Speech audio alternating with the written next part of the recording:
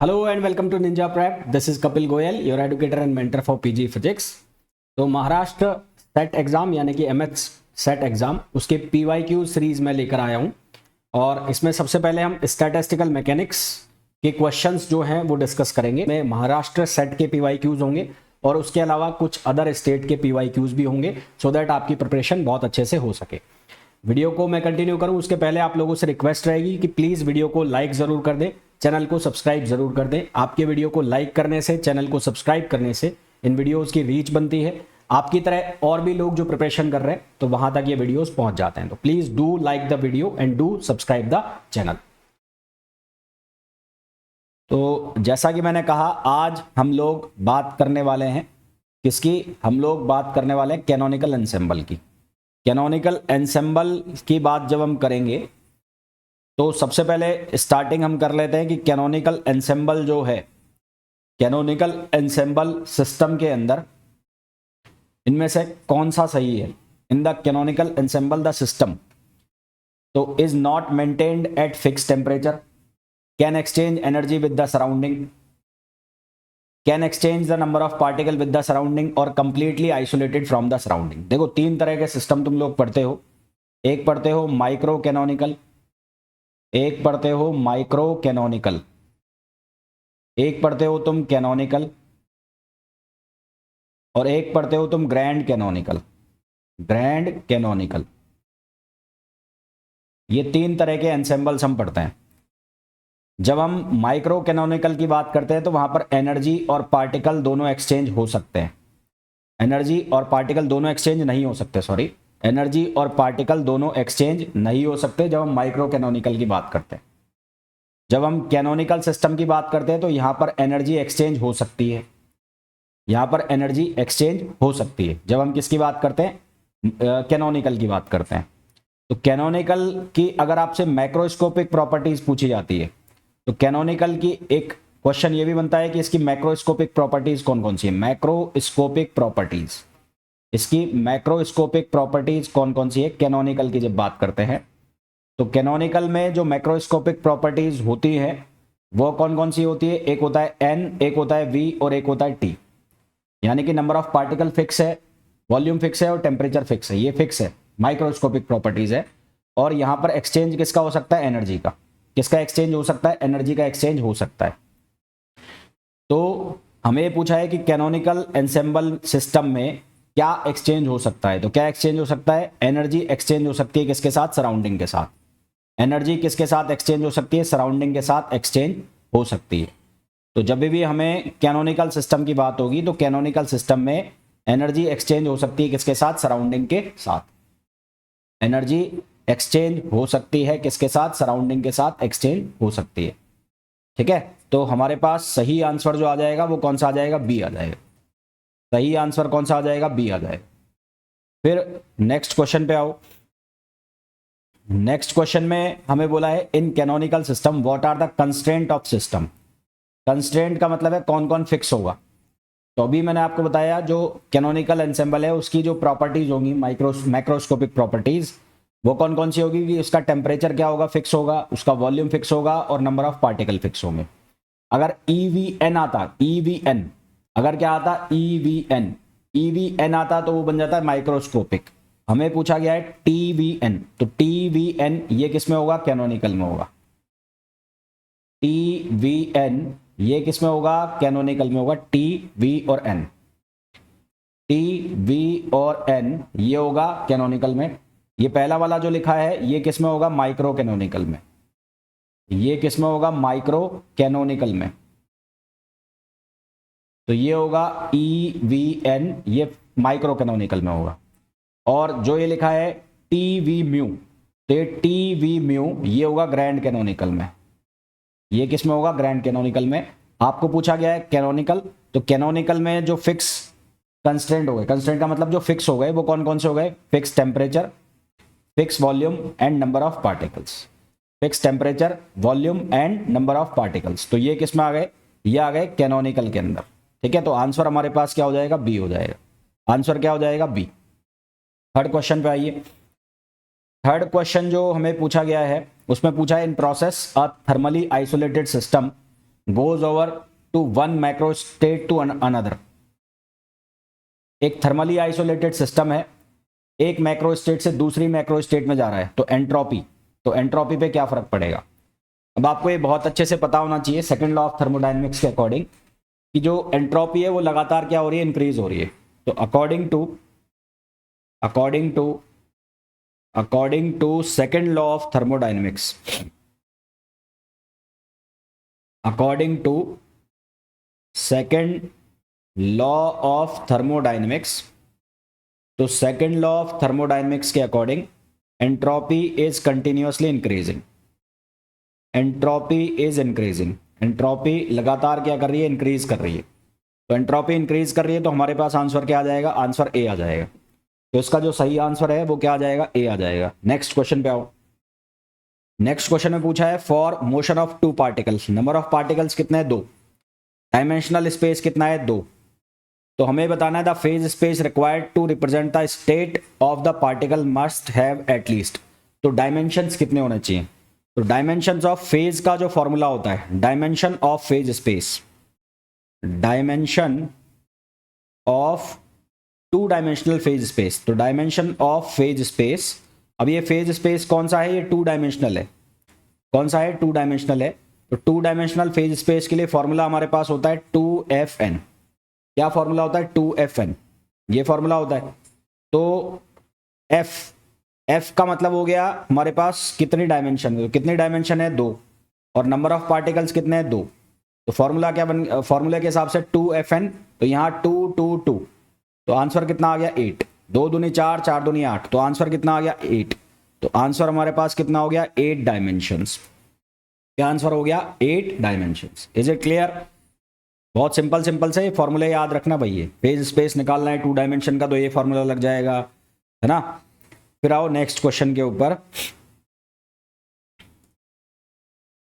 Next question पहले ये नहीं, ये करते हैं। The partition function ZIZ of two independent system I and J। Partition function दे रखा है ZIZ, ये ऐसे लिखा हुआ है, ये ZIZ इस तरह से लिखा है, ZIJ ये इस तरह से लिखा हुआ है। 2 इंडिपेंडेंट सिस्टम है, एक है I, एक है J, थर्मल इक्विलिब्रियम में है टेम्परेचर T पर। तो उनके लिए कौन सा सही होगा। तो 2 इंडिपेंडेंट सिस्टम है, मान लो एक है I और एक है J, एक है I और एक है J। तो इसका जो पार्टीशन फंक्शन हो गया वो होगा ZI, और इसका जो पार्टीशन फंक्शन है वो ZJ है। जब ये थर्मल इक्विलिब्रियम में होंगे तो at thermal equilibrium, at thermal equilibrium. Thermal equilibrium का मतलब है कि दोनों के जो टेम्परेचर है वो बराबर हो जाए।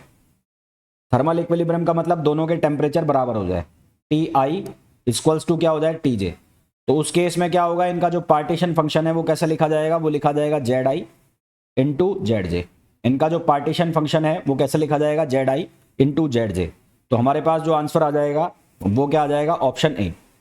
आंसर जो हमारे पास आ जाएगा वो क्या आ जाएगा, ऑप्शन ए। अगला क्वेश्चन देखो। पहले आप ये देखो, नहीं अभी नहीं, ये टफ है थोड़ा सा।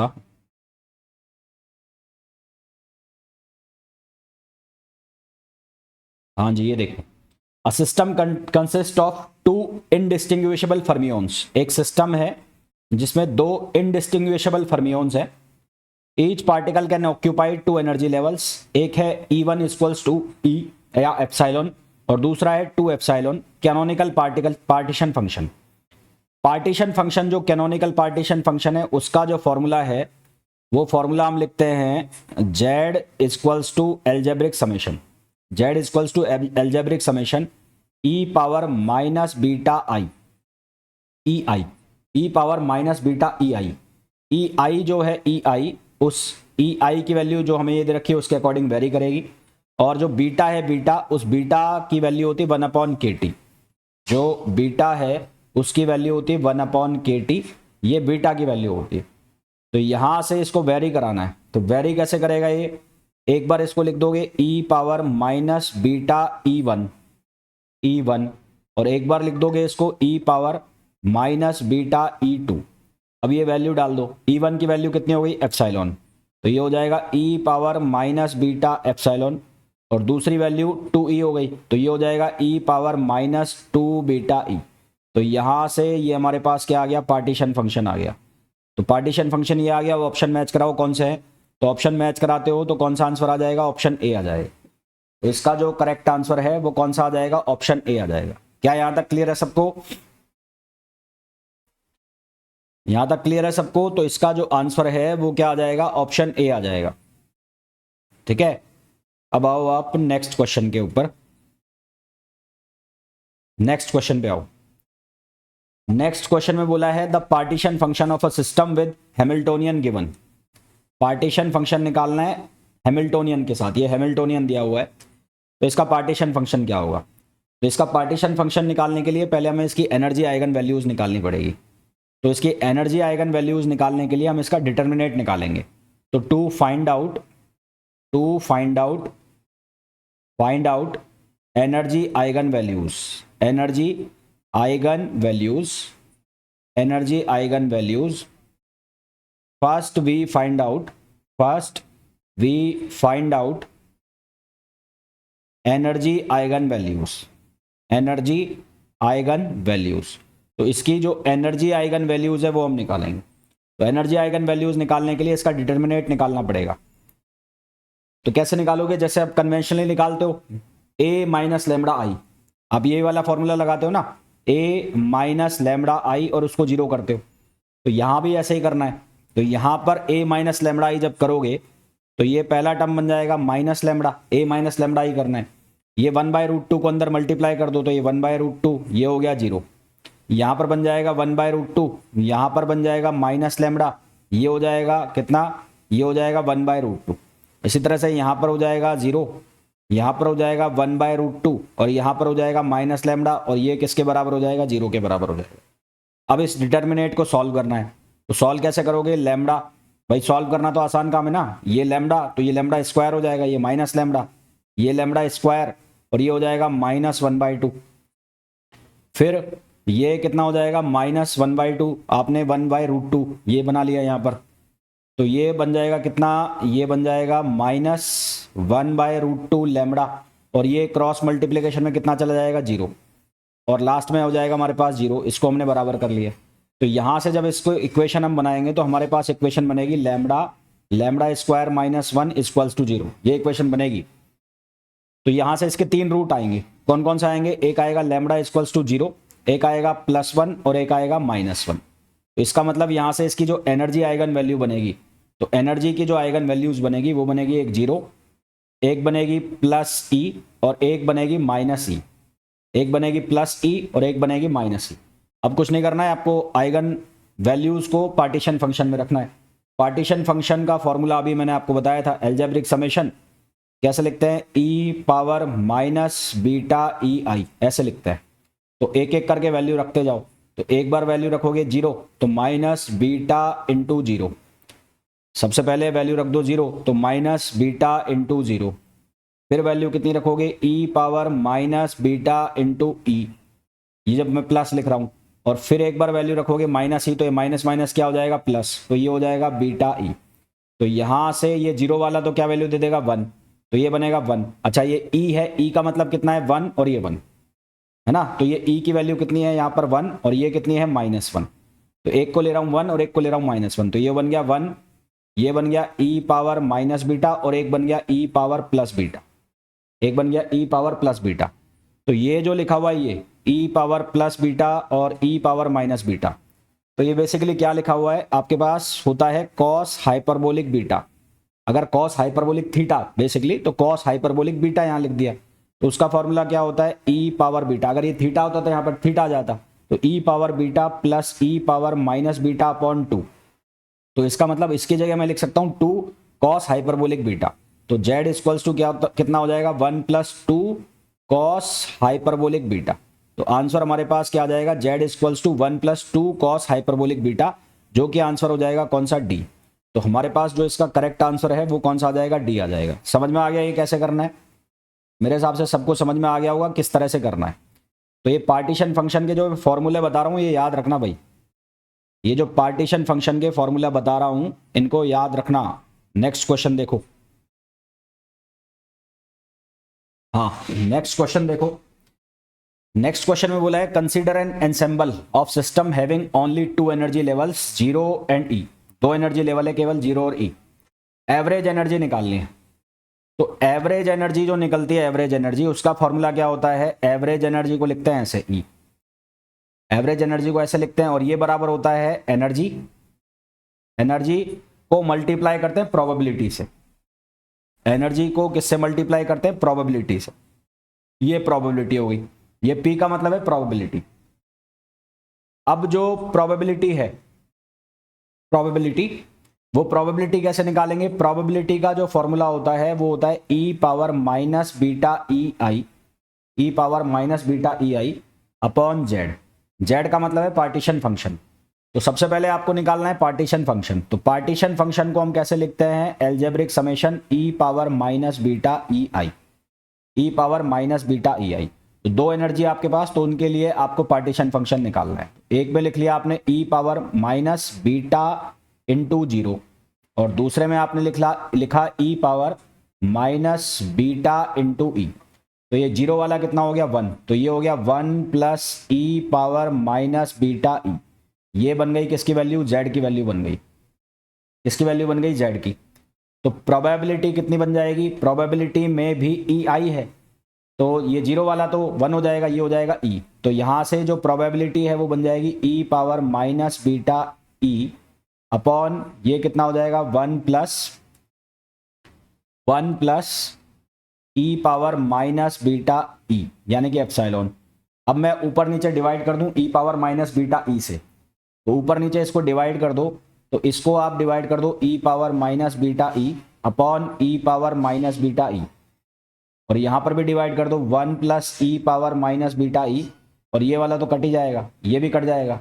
तो यहां से आपके पास प्रोबेबिलिटी जो है वो बन जाएगी कितनी? 1 अपॉन ई पावर बीटा ई, ये प्लस का हो गया +1 क्योंकि ऊपर चला जाएगा, प्लस का हो गया।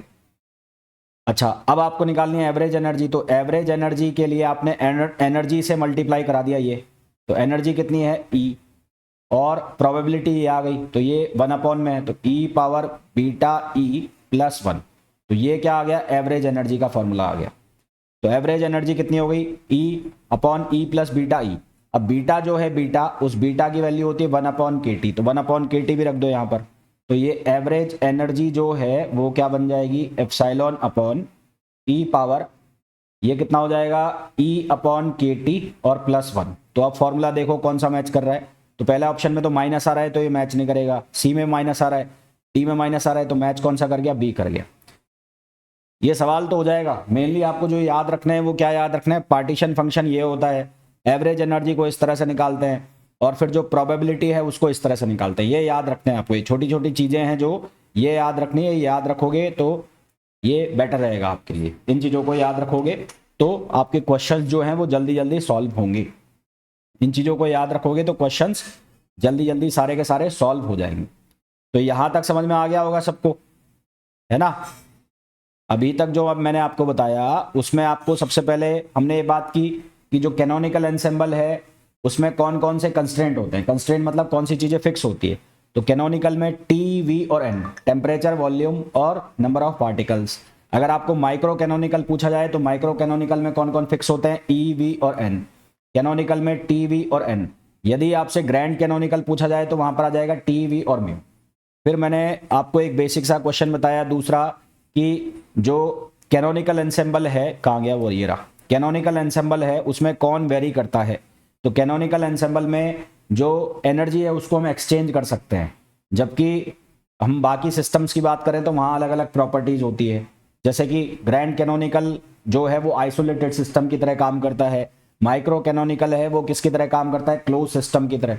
तो माइक्रो कैनोनिकल क्लोज सिस्टम की तरह काम करता है, और जो कैनोनिकल है उसमें एनर्जी एक्सचेंज होती है तो वो ओपन सिस्टम की तरह काम करता है ना? तो ये क्वेश्चन भी आपसे पूछे जा सकते हैं। फिर मैंने आपसे फेज चेंज वाली बात की, तो फेज स्पेस वाली जब मैंने बात की तो वहां पर लिखा 2FN।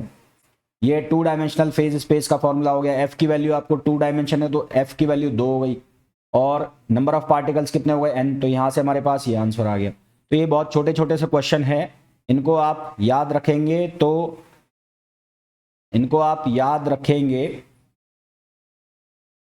ठीक है, इनको आप याद रखेंगे तो बेटर होगा, क्योंकि एग्जाम में इसी तरह के क्वेश्चन आते हैं, सीधे सीधे क्वेश्चन पूछे जाते हैं। तो आई होप यहां तक सभी को क्लियर हो गया होगा, किसी को कोई दिक्कत परेशानी वाली बात नहीं होनी चाहिए। ठीक है, चलिए भाई।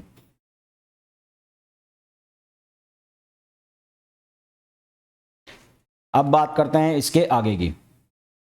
नेक्स्ट क्वेश्चन जो हमें पूछा गया है, उस क्वेश्चन में पूछा गया है, नेक्स्ट क्वेश्चन के अंदर हमें पूछा गया है the Helmholtz free energy F of phonon mode of frequency 0 in at crystal at temperature T।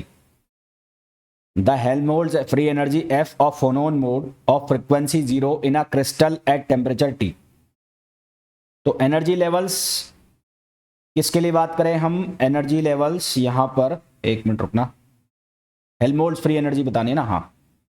तो Helmholtz free energy of phonon mode of frequency 0 in a crystal. तो जो एनर्जी है ऑसिलेटर के लिए, तो एनर्जी लेवल्स जो है, energy levels, तो एनर्जी लेवल्स का फॉर्मूला हम कैसे लिखते हैं, E N equals to H cut omega, और ये लिखते हैं n प्लस 1/2। अब यहां से अगर मैं पार्टीशन फंक्शन निकालता हूं, तो पार्टीशन फंक्शन कैसे निकालते हैं हम, n इक्वल्स टू 0 से infinite e power minus beta E i. तो ई आई की जगह ये फॉर्मूला लिख दोगे आप, तो एक बार तो मैं ई आई लिख देता हूं। अब यहां से मैं ये फॉर्मूला में ये वैल्यू लिखता हूं इसकी, तो ये एल्जेब्रिक समेशन हो गया, e power minus beta, E आई की जगह ये लिख दिया मैंने एच कट ओमेगा, ये n प्लस 1/2। अब इसको मैं अलग अलग कर देता हूं। अलग अलग करने का मतलब है कि e power minus beta H cut omega upon 2, इसको मैंने बाहर निकाल लिया, क्योंकि इसको मैं अलग अलग टुकड़ों में तोड़ सकता हूं। और एल्जेब्रिक समेशन के अंदर मैंने किसको लिख दिया, e power minus beta H cut omega n, इसको मैंने किसके अंदर लिख दिया, एल्जेब्रिक समेशन के अंदर लिख दिया। किसके अंदर लिख दिया, एल्जेब्रिक समेशन के अंदर लिख दिया। क्या यहां तक मेरी बात क्लियर है सबको, यहां तक क्लियर है ना। इसको किसके अंदर लिख दिया, एल्जेब्रिक समेशन के अंदर। अच्छा, अब ये जो एल्जेब्रिक समेशन के अंदर लिखा हुआ है, यहां पर इतना जो पार्ट है, इसको मैंने किसके अंदर लिख लिया, इसको ब्रैकेट के अंदर लिख लिया। मतलब मैं ये करना चाह रहा हूं कि मैंने ये बना लिया e पावर, मैंने इसको ऐसा बना लिया, algebraic summation e power minus beta H cut omega, और ये जो पूरा का पूरा है, इसको मैंने पावर लगा दी n, पूरे को पावर लगा दी n। यदि मैं इसको x मान लेता हूं x, तो यदि मैं इसको ऐसे ट्रीट करता हूं x की पावर n की तरह, और x की जो वैल्यू है वो 1 से कम है, तो ये एक जीपी बन गई। क्या बन गई, जीपी। और इस जीपी का जो समेशन होता है वो कितना होता है, 1/1 माइनस एक्स। ये एक इनफाइनाइट जीपी बन गई, क्योंकि कहां से कहां तक जा रही है, 0 से इनफाइनाइट तक। 0 से इनफाइनाइट तक जा रही है, तो इस जीपी का जो सम होगा वो कितना होगा, 1/1 माइनस एक्स। कितना होगा, 1/1 माइनस एक्स। तो यहां पर x की जगह क्या आ जाएगा, e power minus beta H cut omega. तो कुल मिलाकर ये जो है, इसका आंसर क्या बनेगा, इसका आंसर बनेगा e power minus beta H cut omega upon 2 upon, इसका आंसर क्या आएगा, इसकी तरह 1/1 माइनस एक्स। तो x की जगह e power minus beta H cut omega, तो e power minus beta H cut omega. तो ये हमारे पास किसकी वैल्यू आ गई है, z की वैल्यू आ गई। किसकी वैल्यू आ गई है, z की वैल्यू आ गई। हमें क्या निकालना है, हेल्महोल्ट्ज फ्री एनर्जी। तो हेल्महोल्ट्ज फ्री एनर्जी का जो फॉर्मूला होता है वो होता है minus F equals to minus K T L N Z. तो z की वैल्यू हमें यहाँ रखनी है, तो minus K T L N Z. Z की वैल्यू कितनी निकाली हमने, e power minus beta H cut omega by 2। तो ये वैल्यू हमने निकाली e power minus beta H cut omega by 2 और upon 1 minus E power minus beta H cut omega. इसको आपको सॉल्व करना है। सॉल्व लॉग की प्रॉपर्टी लगा के आप इसको सॉल्व करोगे। सॉल्व करने पर जो आंसर बनेगा आपका वो बनेगा H cut omega upon 2, H cut omega upon 2, है ना। इसको सॉल्व करोगे लॉग की प्रॉपर्टी लगा के, लॉग ए बाई बी की, तो लॉग ए माइनस लॉग बी बनेगा, फिर एक्सपेंड कर दोगे और एक बनेगा plus K T L N 1 minus E power beta H cut omega. तो अब मैच करा लो, कौन सा ऑप्शन मैच कर रहा है। तो h cut by 2 KT ln e power, ये आ गया ना। हाँ, तो KT कॉमन आ जाएगा। एक मिनट रुको, कहाँ गया अब। हाँ, तो कौन सा ऑप्शन आ जाएगा, ये ऑप्शन मैच कर जाएगा। कौन सा वाला मैच कर गया, ये मैच कर जाएगा। तो यहाँ से ये बी ऑप्शन मैच कर रहा है, लगभग बी ऑप्शन मैच कर रहा है। तो आंसर हमारे पास कौन सा आ जाएगा, बी आ जाएगा। ठीक है, नेक्स्ट क्वेश्चन पे आ जाओ। नेक्स्ट क्वेश्चन में बोला है what plays the role of thermodynamic potential in micro canonical ensemble. Micro canonical ensemble के अंदर थर्मोडायनेमिक पोटेंशियल का रोल कौन प्ले करता है, या माइक्रो कैनोनिकल एंसेंबल के लिए कौन थर्मोडायनेमिक पोटेंशियल होता है। तो माइक्रो कैनोनिकल एंसेंबल के लिए थर्मोडायनेमिक पोटेंशियल जो होता है वो होता है इंटरनल एनर्जी। कौन होता है, इंटरनल एनर्जी। यहाँ पर किसकी तरह होती है, थर्मोडायनेमिक पोटेंशियल की तरह होती है। Next, in a two state system, one with energy 0 and other with energy E greater than 0, the system will have both the levels equally occupied। तो जिसके साथ जीरो एनर्जी है वो होगी ग्राउंड स्टेट, और एक्साइटेड स्टेट के लिए energy हो गई E। तो ग्राउंड स्टेट जो है, ग्राउंड स्टेट तो ग्राउंड स्टेट की जो एनर्जी है वो हो गई 0, और जो एक्साइटेड स्टेट है, एक्साइटेड स्टेट, उस एक्साइटेड स्टेट की जो एनर्जी है, इसको E0 लिख दिया मैंने, और इसको लिख देता हूं E1। ये किसके बराबर हो जाएगा, E, और ये ग्रेटर देन 0 है। प्रोबेबिलिटी जो है लिखते हैं हम, प्रोबेबिलिटी। तो प्रोबेबिलिटी ऑफ E1 वो क्या होता है, वो होता है E power minus beta E upon Z. तो ये हो जाएगा E power minus beta E upon Z. ठीक है, तो जेड की अगर वैल्यू निकालूं तो जेड की वैल्यू क्या आ जाएगी, E पावर माइनस बीटा, एक के लिए लिखोगे 0, plus E power minus beta, और यहां पर हो जाएगा E, तो 0 वाला बन जाएगा 1, तो 1 plus E power minus beta E, ये पार्टीशन फंक्शन बन गया। अब प्रोबेबिलिटी निकाल लो, एक बार 0 वाले के लिए और एक बार E के लिए। तो P 0 वाले के लिए जब प्रोबेबिलिटी निकालोगे तो ये लिखा जाएगा E power minus beta 0 upon 1 plus कितना लिखा जाएगा, E power minus beta E, E power minus beta E। यहां पर 0 नहीं रखना है, केवल ऊपर वाले में। तो प्रोबेबिलिटी 0 कितनी हो जाएगी, 0 वाले के लिए ये हो जाएगी 1 upon 1 E power minus beta E। फिर आप निकाल लो E वाले के लिए, तो E वाले के लिए जो प्रोबेबिलिटी आ जाएगी वो आ जाएगी E power minus beta E upon 1 plus E power minus beta E, beta E है। तो ये क्या आ गई हमारे पास, प्रोबेबिलिटी आ गई दोनों की। अब हमें बोला है कि किसके लिए, बोथ लेवल इक्वली ऑक्यूपाइड। तो इक्वली ऑक्यूपाइड है तो ये प्रोबेबिलिटी हाफ हाफ बटी होगी। तो फॉर इक्वली ऑक्यूपाइड, तो इक्वली ऑक्यूपाइड के लिए क्या होगा, P0 इक्वल्स टू हो जाएगा PE, ये बराबर कर दिया आपने।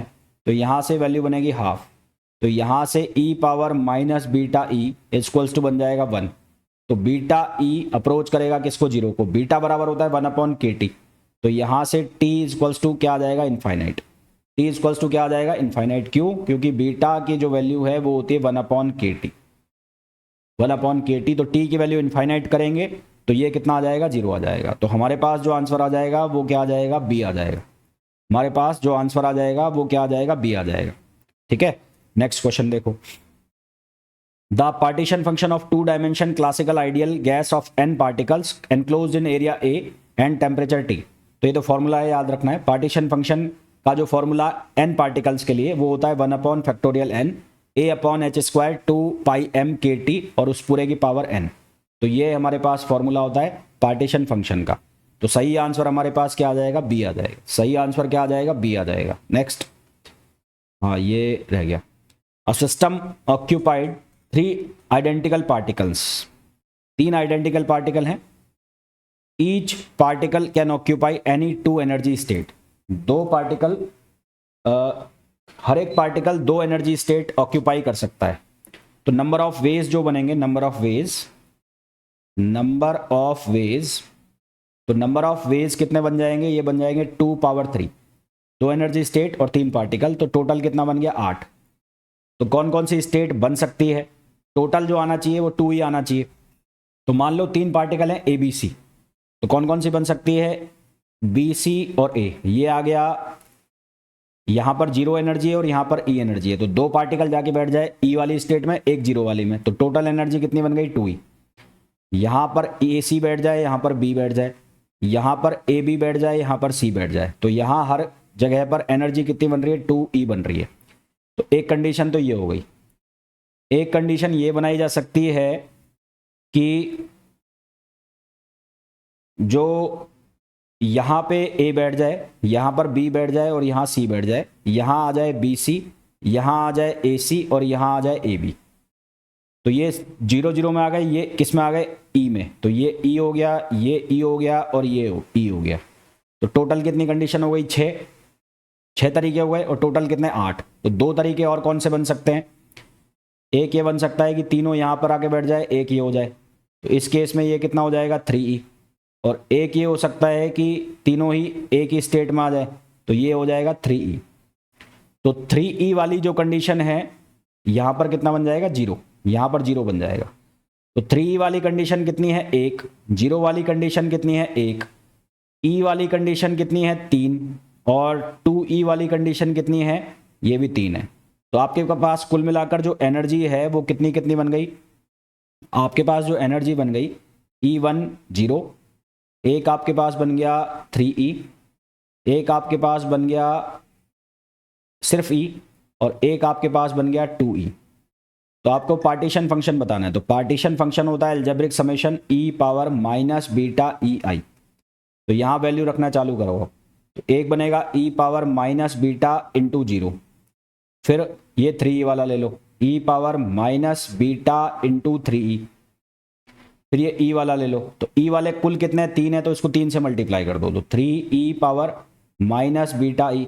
फिर 2 वाला ले लो, 2 वाले कुल कितने 3 है, तो इसको 3 से मल्टीप्लाई कर दो, 3E power minus 2 beta E। अब इसको सिंप्लीफाई करो, तो ये हो गया 1, यहाँ से हो जाएगा e power minus 3 beta E, यहाँ से कितना हो जाएगा 3E power minus beta E, और यहाँ से कितना हो जाएगा 3E power minus 2 beta E। तो ये हमारे पास क्या बन गया, ये पार्टीशन फंक्शन बन गया। अब मैच कराओ कौन सा ऑप्शन मैच कर रहा है। तो 3E, तो एक बन गया 1, ये बराबर आएगा equal 1 plus e power minus 3 beta ई, 3E power minus beta E और 3 into 2E power minus 2 beta ई। तो हमारे पास जो करेक्ट आंसर है वो क्या आ जाएगा, ए आ जाएगा। तो इसका जो राइट आंसर है वो क्या आ जाएगा, ए आ जाएगा। नेक्स्ट क्वेश्चन पे आ जाओ। नेक्स्ट क्वेश्चन में बोला है a system of N identical independent 3 dimensional harmonic oscillator vibrating with the same frequency omega. The system is contact with a heat reservoir at temperature T. Treating the oscillator as classical, the molar specific heat of the system is. Equipartition energy जो हम पढ़ते हैं, equipartition energy, तो according to equipartition energy,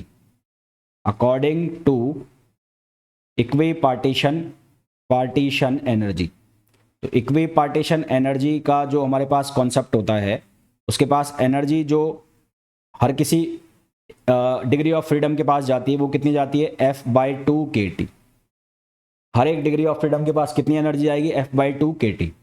अब 3 dimensional harmonic oscillator है, तो 3D harmonic oscillator, तो 3D harmonic oscillator के लिए कुल डिग्री ऑफ फ्रीडम होते हैं 6। तो कुल डिग्री ऑफ फ्रीडम होते हैं 6 degree of freedom. 6 degree of freedom में 3 डिग्री ऑफ फ्रीडम तो होते हैं किसके, काइनेटिक एनर्जी के, यही, और 3 डिग्री ऑफ फ्रीडम होते हैं पोजीशन के, यानी कि पोटेंशियल एनर्जी के। तो F की वैल्यू कुल मिलाकर कितनी हो गई, 6 हो गई। तो F की वैल्यू 6 हो गई, तो हमारे पास जो एनर्जी है वो कितनी बन जाएगी, 6/2 kT। तो ये बन गया 3 kT। आपको क्या निकालना है, आपको निकालना है स्पेसिफिक हीट। तो स्पेसिफिक हीट जो होती है C, वो बराबर होती है del E upon del T। ये क्या होती है, स्पेसिफिक हीट होती है। तो यहाँ इसको T से डिवाइड कर दिया, तो ये हो जाएगा 3 kT अपॉन T, तो ये बन गया 3K। आपको निकालिए मोलर स्पेसिफिक हीट। तो मोलर स्पेसिफिक हीट, ये C, इसको मल्टीप्लाई कर दो आप N से, तो ये कितना हो जाएगा 3KN, और KN जो है वो किसके बराबर होता है, R। कि n की वैल्यू होती है r के बराबर, तो ये हो जाएगा c इक्वल्स टू 3r। तो आंसर आपके पास आ जाएगा कौन सा, option D, c equals to 3r। कौन सा ऑप्शन आ जाएगा, c इक्वल्स टू 3r। ठीक है, तो आई होप जितने भी क्वेश्चंस मैंने आपको कराए हैं सभी के सभी बहुत अच्छे से आपको समझ आ गए होंगे। फिर भी कोई डाउट है तो आप पूछ लेना। मिलते हैं नेक्स्ट वीडियो में, till then thank you, bye bye.